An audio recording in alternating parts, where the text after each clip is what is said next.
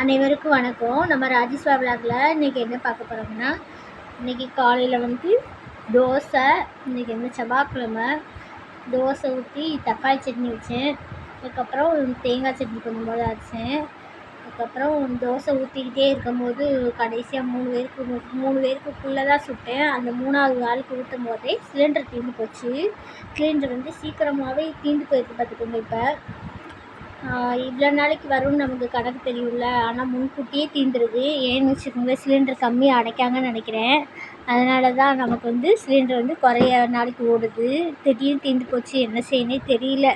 நம்மளுக்கு கடவுள் யாராவது உதவி செய்கிறதுக்கு இருக்காங்க. அதுக்கப்புறம் வந்து கீழே வீட்டக்கா அவங்களுக்கு ஓடிக்கிட்டு இருக்கிற சிலிண்டரை தூக்கி தந்தாங்க. அதை வச்சு மாட்டினேன். அதுக்கப்புறம் இன்னொருத்தவங்க சிலிண்டர் எனக்கு கொடுத்தாங்க. அதை வச்சு தான் ப்ரொடெக்ஷன் பண்ணிக்கிட்டு இருக்கு. சிலிண்டர் கொஞ்சம் சீக்கிரமாக கொடுத்தாங்கன்னா கொஞ்சம் நல்லாயிருக்கும்.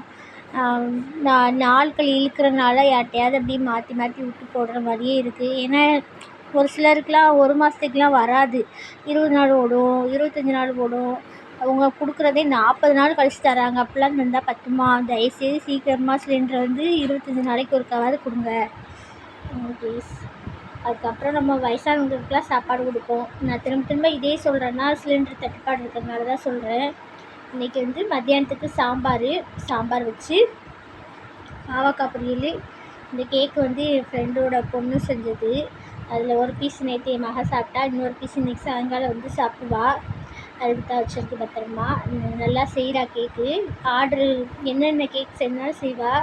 ஆர்டர் கொடுக்குறவங்க தூத்துக்குடியில் உள்ளவங்களாம் கொடுத்தீங்கன்னா ஆர்டர் பண்ணி தருவாங்க. பாவக்காய் பொரியல், கேபேஜும் கேரட்டும் போட்டு பொரியல். அதுக்கப்புறம் அந்த குக்கரில் வந்து முட்டைக்கோசும் கேரட்டும் தான் போட்டிருக்கேன், வேகப்பட்டிருக்கேன். அப்புறம் பாவக்காயில் தான் காலையில் கொஞ்சம் பாவக்காய் பொரிச்சேன். அதை தட்டில் எடுத்து வச்சுருக்கேன். அதையும் சேர்த்து இதோட ஒரு பரட்டி வேண்டியதாக காலைல சாருக்கு கொடுத்துட்டேன். அதில் கொஞ்சம் இருக்குது. அப்புறம் சாதம் ஒரு பானைக்கு வச்சுருக்கேன்.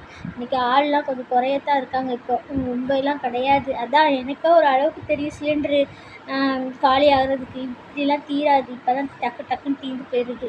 என்ன செய்வோ தெரியல. அதுக்கப்புறம் இந்த காயுமே பத்தாத மாதிரி இருந்துச்சு. ஒரு வாழைக்காய் பொரிக்கிற மாதிரி தான் இருந்துச்சு. அதுக்கப்புறம் முட்டைக்கோசை வந்து திறந்து விட்டு கேரட்டும் கேபேஜ் இந்த ரெண்டையும் சேர்த்து போட்டு பொரிச்சு அதில் வந்து கொஞ்சம் தேங்காய் துருவி போட்டு நல்லா இது பண்ணியாச்சு, ஃப்ரை பண்ணியாச்சு. நல்லா இது பண்ணால் தான் நமக்கு இதுக்கு சாம்பார் சாதத்துக்கு சாப்பிட நல்லாயிருக்கும். எல்லாருக்கும் எடுத்து வச்சுட்டே பாருங்கள். இது வீட்டுக்குள்ளே சாம்பார். எல்லாருக்கும் சாம்பார் தடியங்காய் சாம்பார் தான். தடியங்காய் சாம்பார் வச்சு பாவக்காய் பொரியலுக்கு சூப்பராக இருக்கும். இந்த முட்டைக்கோசுலாம் நான் சாப்பிட மாட்டேன் காய்கறியே. பாவக்காய், கோவக்காய் இந்த மாதிரி காய்கறி சாப்பிட அப்பளம் பொரிச்சு வச்சாச்சு. அதுக்கப்புறம் எல்லாத்துக்கும் எடுத்து வச்சோன்னே காய் கொஞ்சமாக இருக்க மாதிரி இருந்துச்சு. அதனால் ஒரு வாழைக்காய் மட்டும் எடுத்து அதை நல்லா மீன் பொரிக்கிற மாதிரி பொரிக்கணுன்ட்டு எடுத்து சாதம் வெந்துருச்சு. சாதம் பத்தாதனால இன்னும் ஒரு பிடி வைக்கிற மாதிரி இருந்துச்சு. அது எங்களுக்கு சேர்த்து வச்சுக்கலாம். நைட்டும் சாயங்காலம் சோறு சாப்பிடலாம் வந்துட்டேன் மக. அதனாலட்டு சோறை சேர்த்து வைக்கிறோம். சோறையும் வச்சாச்சு. வைக்கும் போதே நேரம் ஆகிட்டு பேங்க் வேறு போக வேண்டியது இருந்துச்சு. ஐஓபி பேங்க்கு. அதனால் வந்து சீக்கிரமாக கொஞ்சம் வேலையை முடித்தேன். பேங்க்கு போனாலே லேட் ஆகிரும் அப்படின்ட்டு சாப்பிட்டுட்டு போயிட்டோம்னா முன்ன பின்ன ஆகும் அப்படின்னு காலையில் போகலான்னு நினச்சேன். காலை சிலிண்டர் தின்னால போகல. அடுப்பெல்லாம் கழட்டிட்டேன் எடுத்துட்டு விளக்குறதுக்கு. கடைசியில் காய் கொஞ்சம் பத்தாமல் இருந்துச்சு. அப்போ தான் ஒரே வாழைக்காய் எடுத்து நல்லா மீன் மாதிரியே வெட்டி நல்லா சிக்கன் பொடி இதெல்லாம் போட்டு பொரிச்சு பார்த்துக்குங்க. இப்படி பொரிச்சா சூப்பராக இருக்கும் சாப்பிட்றதுக்கு. நல்லாயிருக்கும். சாம்பாருக்கு அதுக்கு செம்மையாக இருக்கும். இது மாதிரி நீங்கள் ஒரு தடவை செஞ்சு பாருங்கள். வாழைக்காய் வந்து இப்படி நீளமாக மீன் மாதிரியே வெட்டிட்டு அதில் வத்தப்பொடி, உப்பு, கொஞ்சோண்டு சிக்கன் மசாலா, சிக்கன் 65 பொடி இருக்குல்ல அதையும் போட்டு நல்லா விரவி பொரிச்சோம்னா நல்லாயிருக்கும். பாருங்கள் எல்லாம் எடுத்து வச்ச கூட்டு வந்து பத்தாதனால ஒரு வாழைக்காய் வெட்டி போட்டு விட்டேன். அதுக்கப்புறமாட்டிக்கு அதே எடுத்து வச்சுருவோன்ட்டு சாம்பார் எல்லாமே எடுத்து வச்சுட்டேன். மாம்பழமும் இருக்குது ஒரு பீஸ் வெட்டிட்டு ஒரு பீஸ் கொஞ்சம் போல் இருக்குது. மாம்பழத்தை வச்சு சோறை சாப்பிட்றேன்னு பார்த்துக்கிங்க. சாப்பிட்டு தான் பேங்க்கு போகணும். இந்த கொஞ்சம் சோறு எடுத்து இந்த நல்லா ஒரு பாக்ஸுக்கு அதுக்கு தான் எடுத்து வச்சுட்ருக்கேன்.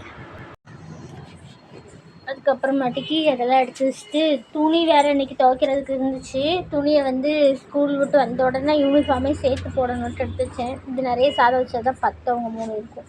ஏன்னா பத்தாது பார்த்துக்கோங்க. அதான் கொஞ்சம் போல் சோறு கூட கொஞ்சம் வச்சேன். ஏன்னா நைட்டுக்கு சாயங்காலம் சாப்பிட்டுக்கலாம் அப்படின்ட்டு. எப்படியும் பேங்க்கு போயிட்டு வந்தோடனே பசிக்கும், சீக்கிரமே சாப்பிட்டு போகிறோம் அப்படின்ட்டு. இந்த சாம்பார்னாலே நான்லாம் கொஞ்சம் சாப்பிடுவேன் பார்த்துக்கோங்க. அதனால் சூப்பராக இருக்கும் பாவக்காய் இதுக்கெல்லாம் வச்சு சாப்பிட்டோம்னா.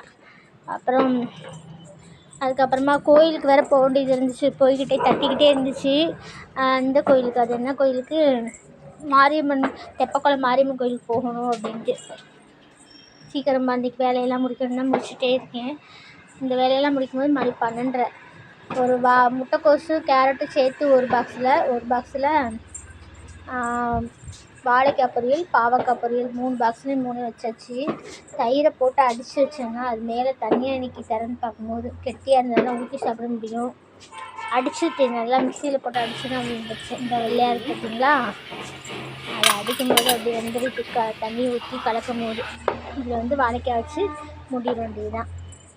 3 பாக்ஸ்லேயும் 3 பொரியல் வச்சாச்சு. அவ்வளோதான், இதோட முடிஞ்சு. இதுக்கு மட்டும் தான் வெயிட்டிங்கில் இருந்தேன். இந்த வாழைக்காய் எனக்கு இன்றைக்கி தாங்க சாப்பிட அப்படி உட்காந்துருக்கேன் நேரத்தோட. சூப்பர் சமையல். ஓகே, பாய். அடுத்த வீடியோவில்